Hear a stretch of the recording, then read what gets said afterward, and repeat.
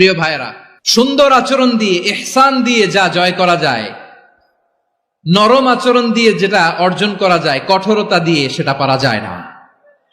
বিষ্ণু ঈসা ইসলাম ইহসান দিয়ে, কোমল আচরণ দিয়ে, তার অনুগ্রহ দিয়ে তিনি অনেক কাফিরের হৃদয়কে জয় করে ফেলেছেন। সাইয়েদনা সুমামা ইবনে উসাল রাদিয়াল্লাহু তাআলা আনহুর কথা মনে পড়ে যায়।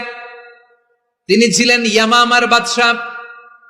মদিনাতে বিশ্বনবীকে হত্যা করার নিয়তে এসেছিলেন, গোপনে গোপনে বিশ্বনবীকে হত্যা করে আবার ইয়ামামাতে তিনি ফিরে যাবেন। কিন্তু কি অবাক করা কাণ্ড, হত্যা করতে পারে নাই, সাহাবাদের হাতে তিনি ধরা পড়ে গেলেন। সাইয়েদনা সুমামা ইবনে উসাল রাদিয়াল্লাহু তাআলা আনহু হত্যার নিয়তে আসলেন, কিন্তু হত্যা করতে পারলেন না। সাহাবারা ওনাকে ধরে ফেললেন, ধরে মসজিদে নববীর পিলারের মধ্যে বেঁধে রাখলেন। সুমামা ইবনে উসাল, সিরাত থেকে শুনেন, সিরাত থেকে শোনাচ্ছি। রাদিয়াল্লাহু তাআলা আনহু ইয়ামামার অধিপতি ছিলেন।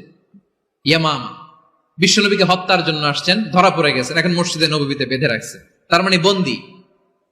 এখন স্ট্যাটাস কি? বন্দী, ক্যাপটিভ। বিষ্ণু ঈসা ইসলাম সাহাবাদেরকে বললেন, তার খোঁজ খবর নিও, সুমামা ইবনে উসালের খোঁজ খবর নিও। সাহাবারা বলেন, ইয়া রাসূলুল্লাহ, আপনাকে হত্যা করতে এসেছে, তার তো কঠিন ক্যাপিটাল পানিশমেন্ট হওয়া দরকার, কঠিন শাস্তি হওয়া দরকার। বিশ্বনবী বললেন, না, আমি যেটা জানি তোমরা সেটা জানো না, তোমরা সুমামার সাথে ভালো আচরণ করো। বিশ্বনবী সুমামার কাছে গেলেন। প্রথম দিন যে তিনি কালেমার দাওয়াত দিলেন, ইমানের দাওয়াত দিলেন, ইসলামের দাওয়াত দিলেন।